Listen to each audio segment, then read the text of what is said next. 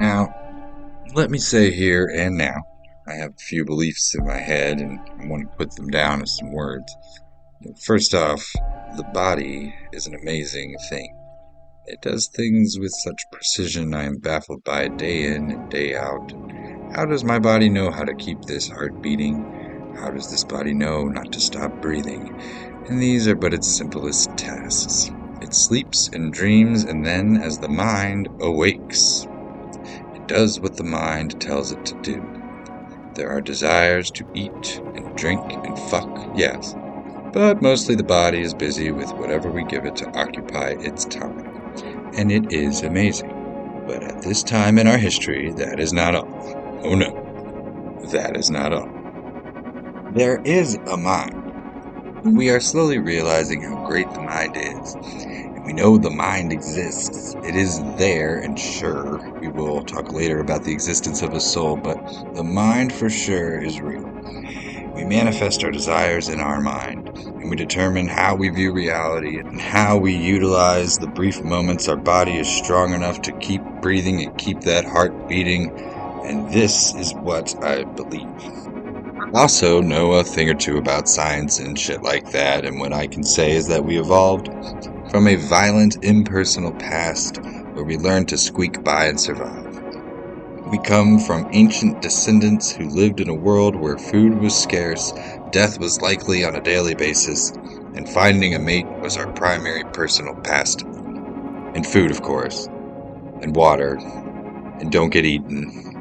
And now we have evolved to the point where, and it is sad I cannot say the following is true for all humans, but for some, our appetites are not only met, but overwhelmed.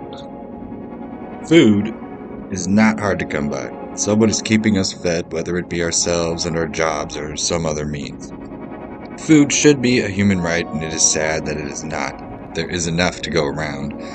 Forgive me for sidetracking, but yes, there is an abundance of food for some of us, and sex has become a different thing.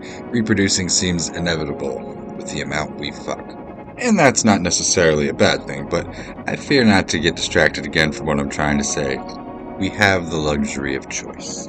What we choose to do with our lives is very important. Now, I don't believe in God or actual deities, but that does not mean I do not have some resemblance to beliefs.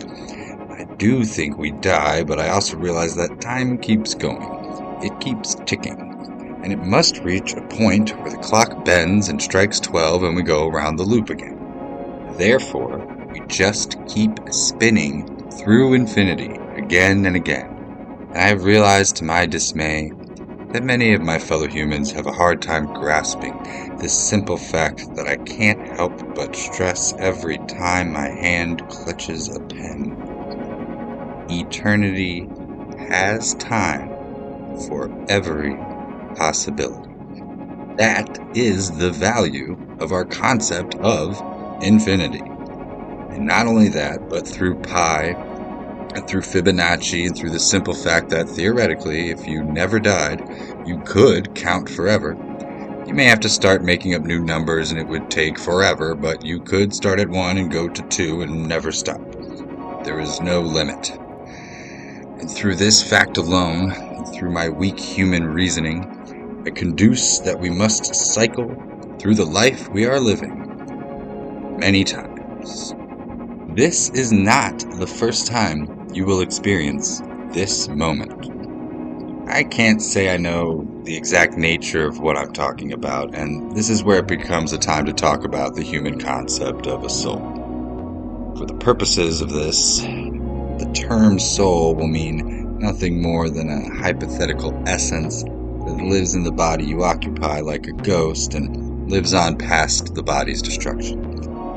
If there is such a thing as a soul, it is a vague part of you that lived before your birth and will live on past your death. And so, because I do not know where the spirit has been before this body I dwell in now, I cannot speak on behalf of what exactly came before and what exactly comes next. You can leave that to the hypocritical institutions called religions. And if you delve into that mythological realm, I would focus on the Egyptians and remember it all is but a metaphor. Again, I'm sorry, I'm getting distracted by different thoughts. All I mean to say is that there is a concept called a soul. And I do believe something like it exists, and I do not know where it came from, and I do not know where it is going. But alas, I am not concerned with the afterlife here. I am concerned with now. I am concerned with making sure this heart keeps beating and this body doesn't forget to breathe, and most importantly, that my mind stays stimulated by philosophical ponderings on existence. In this moment, I do believe that although part of me is eternal and has come from somewhere else and will eventually escape to some other place outside of this body I experience now, that it will go around the loop again. I will experience these moments in my body again, regardless of what precedes this life and what proceeds it. I will be back to live this life again, which means I have probably lived this life before. Remember, eternity has time for every possibility. So now, if I'm going through this life again and again, and again, brings up a very valid question. Am I living the same life the same way again and again in the exact same manner? Or is it that every time I cycle through this existence that I have a choice, and that there is a possible escape from this loop that breaks the cycle and sets me free? This is a tough question. As for what I truly believe, I cannot say. When it comes to this almighty question, I am undecided, and it bothers me every day, and it is the greatest burden I bear. Nothing nags at my brain more than this question. Is everything predetermined, or do I have a decision in my fate? I want to believe that I have a choice, and to many this is called free will, but free will could be nothing but an illusion, and that is what I begrudgingly feel to be the truth. But still, optimistically undecided on the entire issue. Let's start with the arguments from the first side of this equation. Let's assume that everything is predetermined. As mentioned earlier, this is one of those things I've noticed a lot of people have a hard time grasping. Of course I have free will, they say. I choose what I want. What the fuck are you talking about? Well, I mean, come on. Let's talk about math. The Big Bang began a series of beautifully complex mathematical equations. Then 1 + 1 is 2, and it goes on from there. So by the law of physics, everything happened until eventually there's a big sun in the corner of nothingness separated by massive distances from other suns and galaxies, and around this sun there are some planets, and one is blue, and 100 trillion reactions led to unfathomable amounts of reactions, and here we are on this wet rock in the vacuum of space. We spout out words like love and truth and never realize they echo throughout the cosmos.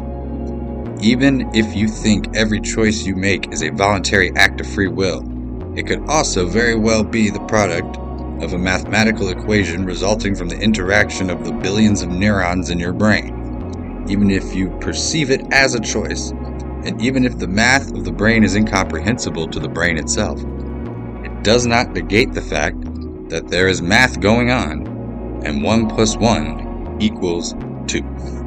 You may have perceived the illusion of a choice, or another possibility, but the math is perfect, and it could not have happened another way. From a baby's decision to smile, to an adult person's decision to murder, it was a predetermined choice, an inevitable result of the equation started by the Big Bang. But okay, now remember, I am not absolutely decided on whether I believe this or not. There is one other possible answer for this question that I find more hopeful, more fun even, but less plausible. This part of me says that the universe is not a rigid math problem, but rather a maze or a puzzle, or something to figure out. This could possibly be something like a game. We live this life again and again and again until we figure out the way to escape. We live the perfect life after thousands of tries, and finally reach what some equate to as heaven or Nirvana, but I tend to stay away from those terms. Paradise, eternity. Basically, you made it. Congratulations. That is why this belief is better to believe. There is a possibility for a positive The math equation allows no room for this ending. It is impersonal and it doesn't care, and there is nothing you can do to change it. But hey, there's a chance of paradise. Then let's play. What I mean is that I tend to think that we are presented choices every day that dictate where we end our spiritual galactic journey. Most paths lead us going around the loop again and trying again. We live this life again, and not until we make all the right choices do we finally retire from desire and flee to get higher, out of time, death but an illusion. We reach the true end. And finally, this brings up one last subject, and that is how much margin for error do we get? I know deep down inside we all sometimes fear that we have made an irreversible mistake and there is no turning back, and because of this mistake we are doomed. Doomed to start again, to try again, to endure all that suffering again and again and again, not again.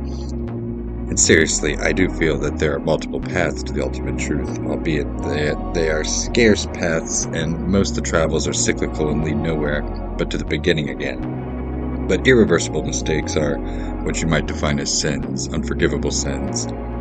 There is a gracious margin for error, I hope, but it is not that forgiving. We spout out words like love and truth and resent our decisions. You will die and you will get to live this life again, but I do not think little sins are enough to stray a soul from a paradise at the end. But still, it may not be a fun puzzle filled with daunting responsibility. It might be just a rigid, predetermined mathematical equation. And therefore we just go around and around and around like a horse on a merry-go-round. Either way, I think it best that you allow your mind and your soul, if in fact there is one, to focus on the beautiful fact that your heart keeps beating and your body keeps breathing. Otherwise, fuck. What's the point?